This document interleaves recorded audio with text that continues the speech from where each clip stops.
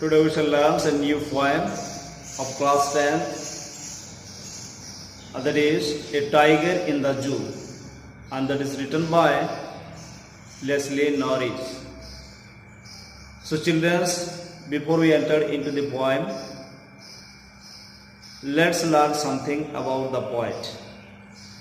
Leslie Norris was a prize-winning Welsh poet and short story writer.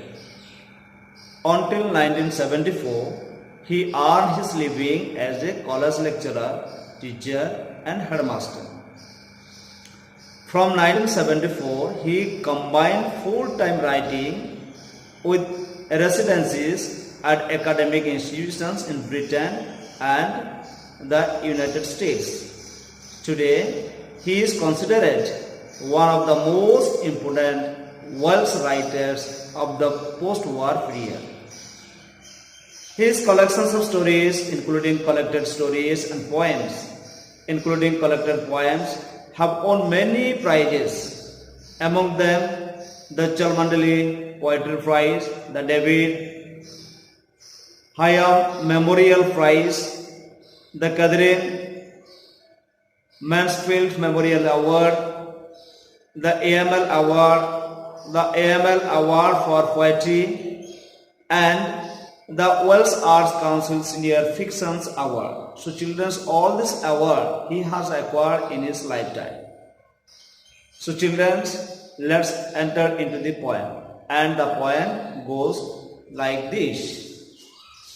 A tiger in the zoo, he stalks in his vivid stripes, the few steps of his cage, on pace of velvet quail, in his square rays.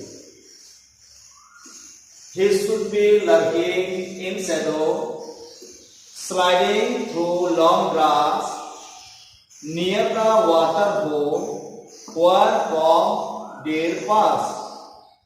He should be snarling around house at the jungle's edge, bearing his white hands, his claws, terrorizing the village. Stanza 4.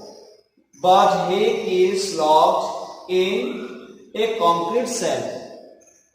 But he is locked in a concrete cell. He is standing behind bars, stalking the length of his cage, ignoring visitors. Stanza 5. He learns the last voice. He hears the last voice at night, the patrolling cars, and stares with his brilliant eyes at the brilliant stars. He hears the last voice at night, the patrolling cars, and stares with his brilliant eyes at the brilliant stars. So children, this is the poem, and that is written by Leslie Norris. So children, we shall see step by step, that means stanza wise. Stanza wise we shall learn it, and I will explain it before you all. So before we enter into the explanation, children, I would like to tell you the theme of this poem. The poet shows his readers that a tiger is better suited to live in the wild rather than living in a zoo. That means, children, wild animals are the free animals of the jungle, of the forest, and they always want to remain free.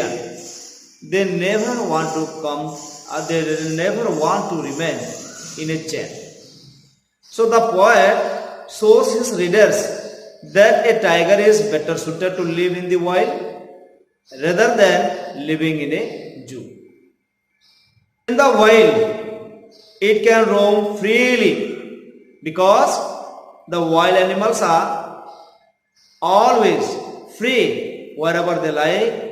They pass, they move, they roam around, but they never want to remain under the chain.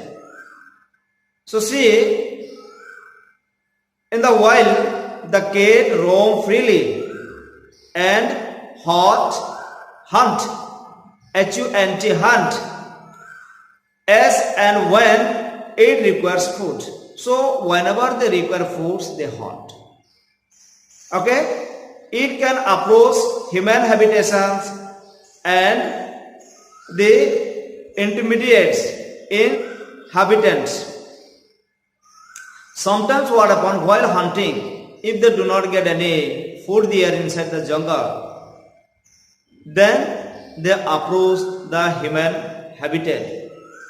So it can approach human habitations and intimidate its inhabitants, but will not harm them unless it is provoked.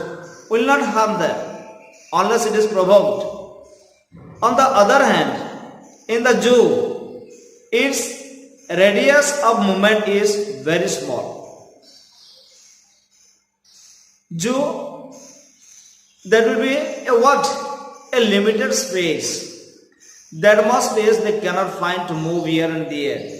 But in the jungle, they are free. Wherever they like, they can move here and there, they can roam around. So see, so radius movement, that means what? In the zoo, its radius of movement is very small. It feels like a prisoner in a jail cell. It is fed by the zoo authorities, and so it even sleeps at night because it is angry at being caged. Yes, children, if you catch any wild animal or wild birds and you try to keep it in chain, or maybe it that is what the case of gold also, they will not depend happy. You cannot find them happy at all. Remember this, okay? So all in all, the tiger lives an unnatural and unhappy life in the zoo. So children, the animals, you cannot find them happy in the zoo because there is unnatural and unhappy life for them. Even you have made or you have built the case of gold or silver, but you cannot find them happy in their unnatural habitat. They are free animals in the jungle and they always want to be free. They always want to remain free. Whatever they eat, according to their will they will eat. But whatever things you give, keeping them at cage, they will not like that at all. You cannot find them happy at all. So children, this is what the theme of the poem. Now we shall enter into the stanza.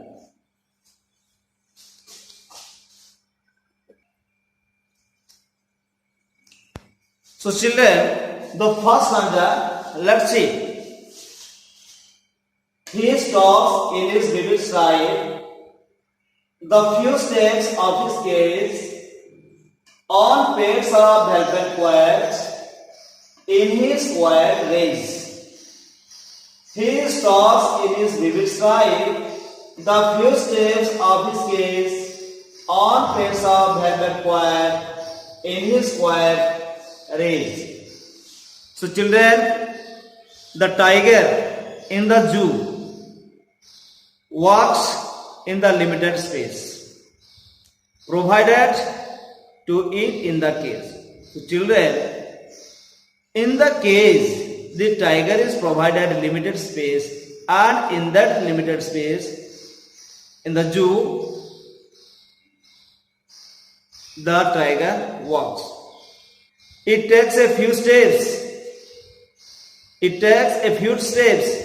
There are stripes on its body, which are quite prominent. That means noticeable. So there are stripes on its body, which are quite noticeable or prominent. Its paws are soft like velvet. No noise is produced when it walks on its pads of velvet. So, when it walks inside the zoo, when it walks on its pads of velvet, no noise is produced. No noise is produced. So children, here the pad, or that is what the paws of the tiger is compared with the pads of velvet. Velvet cloth that we have seen, okay, and that is very smooth, even cannot make any noise. So no noise is produced when it walks on its pads of velvet. The tiger is silent but in rage. Tiger is silent but in rage. That means very much angry they are inside the cage. That means children, he doesn't want to stay a little bit inside the cage because he is the free animal of the jungle and he wants always free. He never want to remain at the cage. But what can he do? He is already in the cage and remaining in the cage, he is moving slowly. He is moving slowly. That means he walks slowly inside the limited space of the cage of the zoo, and he is keeping calm and quiet over there. Understood? But behind it, he is very much angry. That means the tiger is silent but in rage. Next, children, we shall come to stanza 2. Stanza 2 you see here, he should be lurking in shadow. He should be, S-S-O-U-L-T, he should be lurking in shadow, sliding through long grass near the water hole where from the past. He should be lurking in the shadow, sliding through the long grass near the water hole where from the past. So children, now the poet suggests that the cage is not in the proper place for the tiger. So for the tiger, the cage is not in the proper place. Where the cage is filled and the tiger is kept inside. For the tiger, the cage is not in the proper place. It is not its natural habitat. Not in the proper place, that means what? It is not its natural habitat. The tiger in the cage is a victim of human cruelty. The tiger in the cage is a victim of human cruelty. That means he is as a victim remaining in the cage of the human cruelty. Usually tigers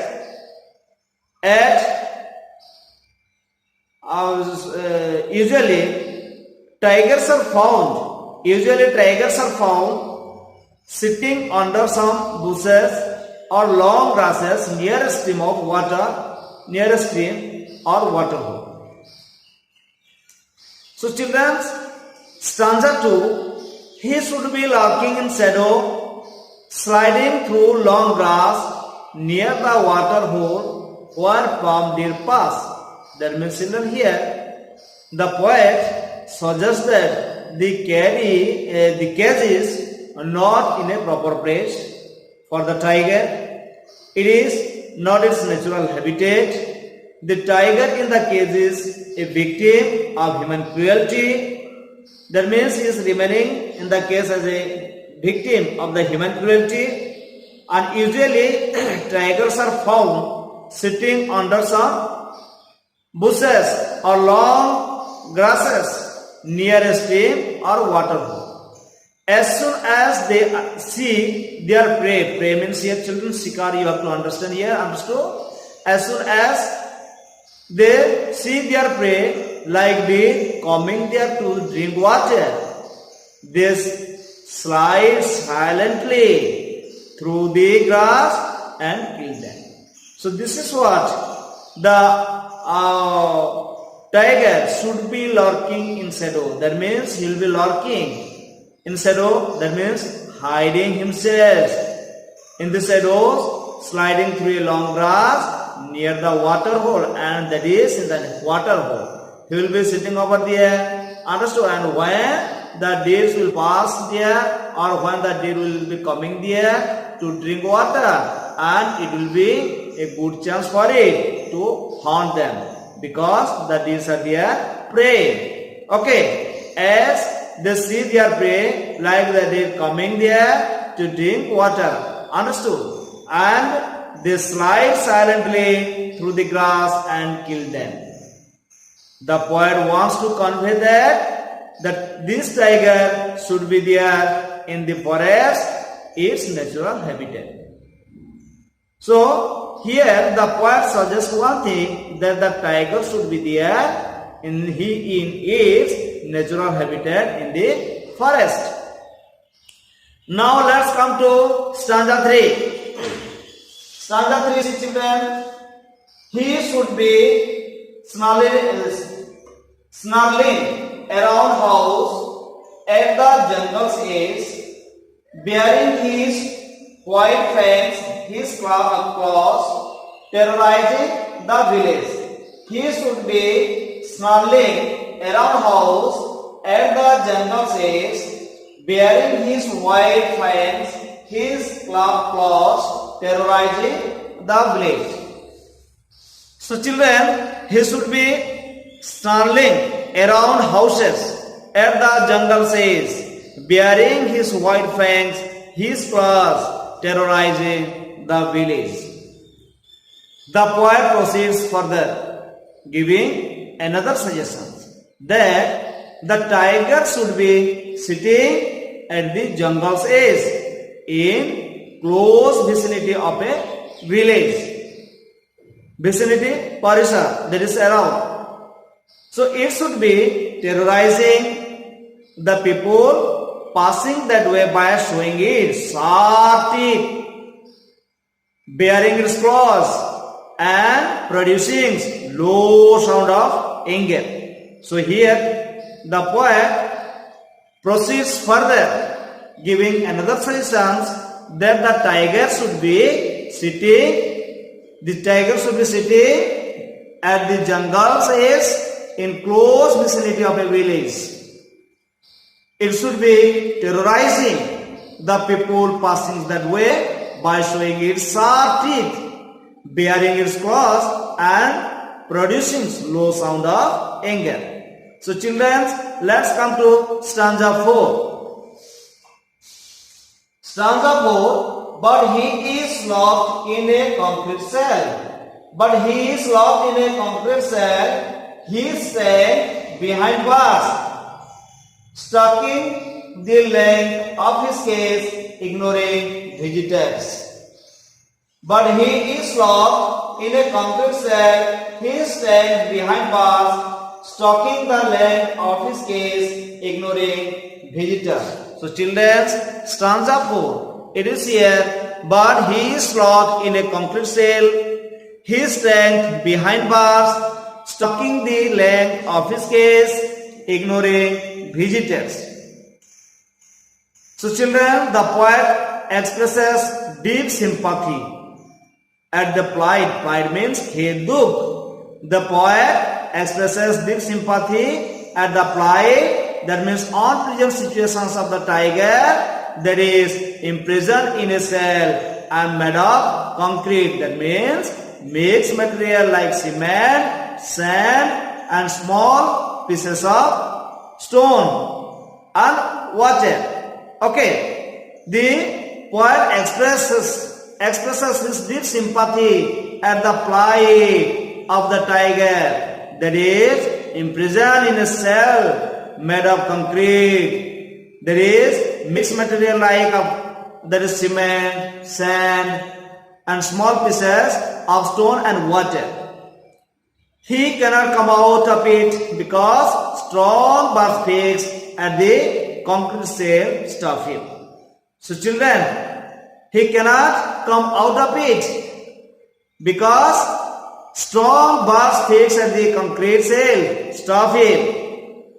Thus, the poet says that the tiger's strength is locked behind the bar. तो इसी प्रकार बच्चों, the tiger, so the poet says that tiger's strength is locked behind the bars. The tiger shows no interest in looking at the visitors, and visitors are there. Visitors are coming there to look, to watch the tiger, and tiger is our national animal. So many visitors comes there to look the tiger, but here the tiger shows no interest in looking at the visitors. Rather, he keeps on stalking. That means walking in angry and proud manner in the limited space of the cage. So let's come children to stanza 5. He hears the last voice at night. He hears the last voice at night, the patrolling cars, and stares with his brilliant eyes at the brilliant stars. He hears the last voice at night, the patrolling cars, and stares with his brilliant eyes at the brilliant stars. So children, in stanza 5, there is he hears the last voice at night, the patrolling cars, and stares with his brilliant eyes at the brilliant stars. So children, the poet again takes the reader to the cage.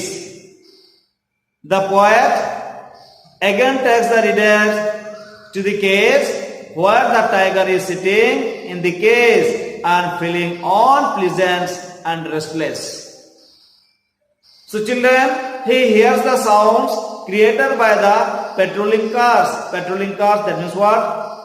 So forest department, they patrol whether the animals are safe or in which movement they are. To see all these things understood, so night patrol, forest department understood the patrol.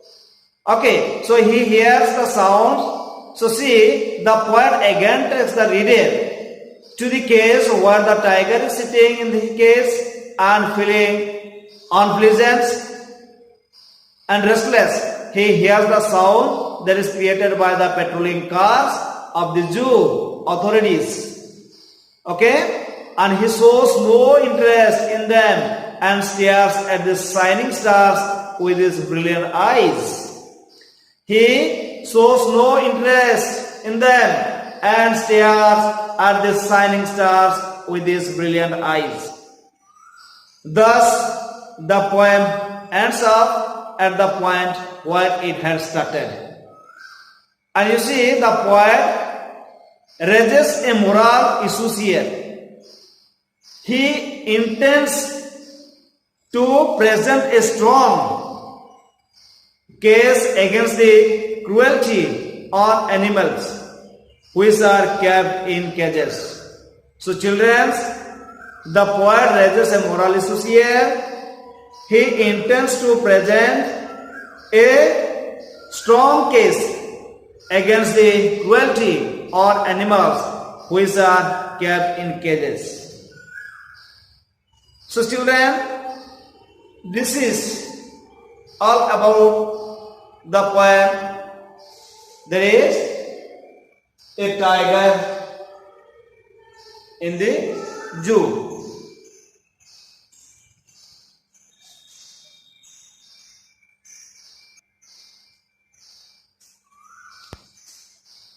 So children,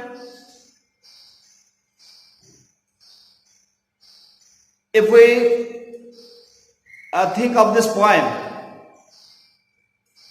or the summary of this poem. In this poem, Leslie Norris has given an appropriate descriptions of a tiger. This poem contrasts a tiger in the zoo, in his case, with the tiger in its natural habitat. The poem moves from the zoo to the jungle and back again to the jungle. The poet sees a tiger full of rage but quiet, moving in his case in a starry night. The poet feels that the tiger should have been moving freely in the forest and hunting additionally, but now he is locked in a concrete cell behind the bars. At night, he watches stars with his brilliant eyes and longs for freedom. In this poem, the poet shows how proud the tiger is, and as a consequence, why it should never buy cash in the zoo premises. In the wild, the tiger hunts its own food all alone and without any help from others of its kind. क्योंकि शेर अकेला शिकार करता है. The stealthy hunting of deer at the water hole may seem cruel, but it is merely a survival strategy. Tiger hunt only when they need to eat. Moreover, this helps to keep the food chains of the forest balanced, and thus it keeps the ecosystems healthy as well. Even when the tiger occasionally strays into human habitation, it only growls at the inhabitants, growl, snarl, but does not kill them or harm them in any other way, unless it is put under extreme provocation. In the zoo as well, the tiger's pride is noticeable to all. Hundreds of visitors flock to its cage every day, but it ignores them all, roaming about on its own. However, in the reduced space of the cage, it cannot move freely. That is why the poet believes that all tigers should live in the wild and not in the zoo. They are not really a danger to human life, and so they should not be confined. So children, this is what about the poem written by Leslie Norris, A Tiger in the Zoo. I hope it will help you a lot. God bless you children. Read well, study well.